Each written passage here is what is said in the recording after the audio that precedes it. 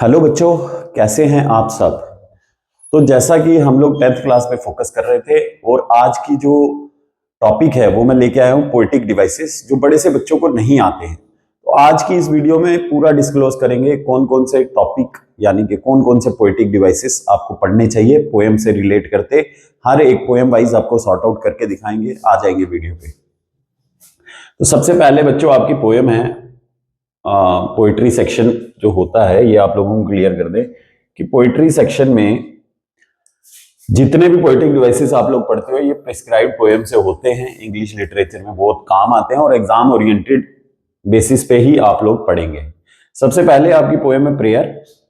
तो प्रेयर में कौन कौन से पोएटिक डिवाइसेस यूज्ड है वो देख लेंगे। सबसे पहले यहाँ आपको दिया गया है अपॉस्ट्रोफी। अपॉस्ट्रोफी यानी कि पोएम जो है वो डायरेक्टली एड्रेस की गई है गॉड को और इसलिए इसको अपॉस्ट्रोफी बोलते हैं।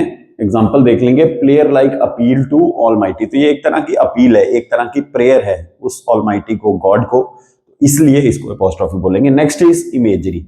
बच्चों इमेजरी क्या होता है? Formation of images on mind. तो जैसी भी इमेज, जो भी इमेज आपके माइंड में घर कर जाए यानी कि आपके माइंड में फॉर्म हो जाए उसको हम लोग इमेजरी बोलते हैं।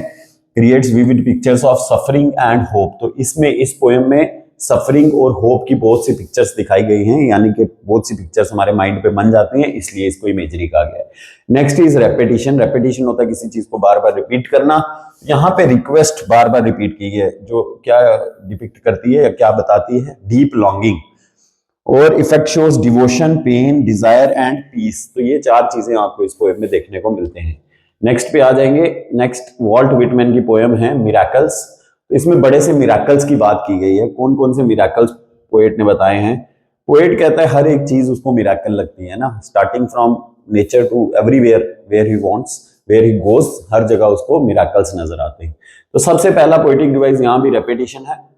Repetition of miracle. Word miracle जो है वो बार बार रिपीट किया गया है। क्या एम्फेसाइज करता है? वंडर्स ऑफ लाइफ को ये एम्फेसाइज करता है, यानी कि अलग अलग मिराकल्स पोएट जब देखता है तो वंडर्स ऑफ लाइफ यानी कि वो डिपिक्ट करता है। Next poetic device is free verse. Free verse होता है यानी कि ऐसी पोएम जिसमें कोई राइम स्कीम ना हो। तो इस पोएम में यानी कि मिराकल्स में कोई राइम स्कीम नहीं है, no fixed rhyme scheme in this poem, that's why it is free verse. Next is imagery. आप लोगों को बता दिया मैंने ऑलरेडी क्या होता है इमेजरी। ऑर्डिनरी ऑब्जेक्ट्स जो हैं उनको मिराकुलस बताया गया, यानी कि मिराकल्स बताया गया है। तो ब्यूटी ऑफ एवरीडे लाइफ इस पोएम में ज्यादातर आपको देखने को मिलेगी। नेक्स्ट पे आ जाएंगे बच्चों। नेक्स्ट पोएम है व्हेन यू आर ओल्ड। तो ये भी बड़ी अच्छी पोएम है, व्हेन यू आर ओल्ड। तो पोएट जो है यहां पे पहला पोएटिक डिवाइस है एलिट्रेशन। तो बच्चों एक होता है एलिट्रेशन, एक होता है एजोनेंस। एक होता है एजोनेंस। एलिट्रेशन होता है रेपिटेशन ऑफ कॉन्सोनेंट्स, ठीक है, और एजोनेंस होता है रेपिटेशन ऑफ वॉवल्स। ये बच्चों याद रखने हैं दोनों पोएटिक डिवाइसेस। तो जहां पे आपको कांस्टेंट बार बार, कॉन्सोनेंट बार बार रिपीट होते मिलेंगे तो उसको हम एलिट्रेशन बोल देंगे, और जहां वॉवल्स बार बार रिपीट होते मिलेंगे उसको एजोनेंस बोल देंगे। तो यहाँ पे एलिट्रेशन है repetition of consonant sound slowly read, यानी कि ये हमारे पास एक पोएटिक डिवाइस है जहां बार बार आपको एलिट्रेशन देखने को मिलती है। Next is imagery. Picture of old age and loneliness. तो इस तरह की इमेज एक क्रिएट की गई है, तो इमेजरी है। नेक्स्ट है मेटाफर। तो ये तीन पोएटिक डिवाइस आपको मिलेंगे व्हेन यू आर ओल्ड में। Love compare to a living presence. तो लव को कंपेयर किया गया एक लिविंग प्रेजेंस से। तो expresses true love and regret. तो ये एक तरह का पोएम है। When you are old Maud Gonne की बात की गई है। तो पोएट कहता है कि भाई when you will get old then you will realise my love. तो नेक्स्ट पे आ जाएंगे। नेक्स्ट पोएम है हमारी स्नोड्रॉप। ये भी एक बड़ी अच्छी पोएम है जिसमें हार्श विंटर को डिस्क्राइब किया गया है। सबसे पहला पोएटिक डिवाइस है पर्सोनिफिकेशन। तो पर्सोनिफिकेशन बच्चों होता है, personification is giving human characteristics to a non living thing या living characteristics to a non living thing. तो स्नोड्रॉप यहाँ जो है उसको एज ए लिविंग कैरेक्टरिस्टिक्स दी गई हैं, उसको स्ट्रगलिंग और सर्वाइविंग बोला गया है, जो कि एक नॉन लिविंग चीज है, एक फ्लावर है स्नोड्रॉप, तो उसको बोला गया स्ट्रगलिंग और सर्वाइविंग। नेक्स्ट है इमेजरी। तो बार बार आपको बोल दिया मैंने कि भाई इमेजरी क्या होता है। यहाँ पे visual picture of snow and flower. तो इस तरह की विजुअल पिक्चर आपके माइंड में बन जाती है जब भी आप इस पोएम को पढ़ते हो। नेक्स्ट इज सिंबलिज्म, यानी कि यूज ऑफ सिंबल्स। तो स्नो ड्रॉप क्या सिंबलाइज करता है? होप और करेज को सिंपलाइज करता है, यानी कि जब बहुत हार्श विंटर जो है वो बहुत हार्श विंटर आपको देखने को मिलता है, तो तब आपको यहाँ पे होप और करेज का सिंबल स्नोड्रॉप बताया गया है। Show strength in adversity.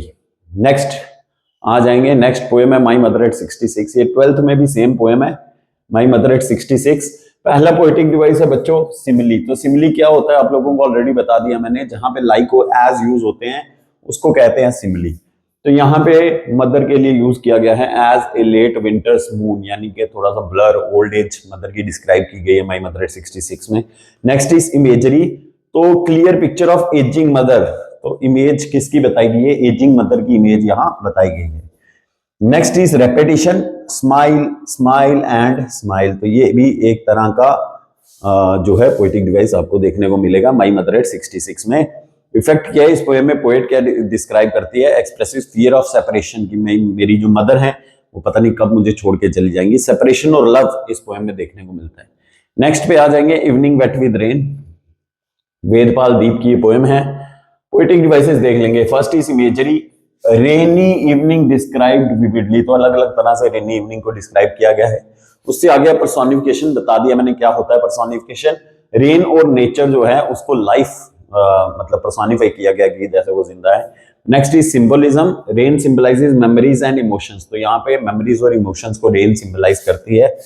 Effect creates a reflective and emotional mood, evening wet with rain. तो ये भी एक बहुत बढ़िया पोएम है। नेक्स्ट है tale of Custard the dragon. तो ये जो पोएम है बच्चों बेलिंडा चार उसके पेट्स उनको डिस्क्राइब करती है। तो पहला जो है पोएटिक डिवाइस राइम स्कीम है, तो रेगुलर और ह्यूमरस राइम स्कीम आपको इस पोएम में देखने को मिलेगी, tale of Custard the dragon. Next is alliteration, already मैंने आपको बता दिया, रेपिटेशन ऑफ कॉन्सोनेंट्स। तो यहाँ सी रिपीट हो रहा है, अगेन सी रिपीट हो रहा है, तो ये है alliteration. Next is irony, irony होता है something happening against the wishes. तो कस्टर्ड यहाँ अपीयर तो होता है कि कवर्ड है, लेकिन एक्चुअल में इन द एंड वो ब्रेव अपने आप को प्रूव कर देता है। तो बड़ी अच्छी ये भी पोएम है, tale of Custard the dragon. Next पे आ जाएंगे last lesson of the afternoon. D H Lawrence की ये पोएम है last lesson of the afternoon, जिसमें डिस्क्राइब किए गए हैं एक टीचर की feelings at the end of the class, कैसा उसको फील होता है। पहला पोएटिक डिवाइस है बच्चों मेटाफर। तो मेटाफर होता है direct comparison between two things without like and as. देख लेंगे स्टूडेंट्स कंपेयर टू प्रिजनर्स। तो यहाँ बच्चों को कंपेयर किया गया है प्रिजनर्स से, यानी कि डायरेक्ट कंपैरिजन किया गया है। नेक्स्ट है इमेजरी, मैंने आपको ऑलरेडी बता दिया, formation of images on mind.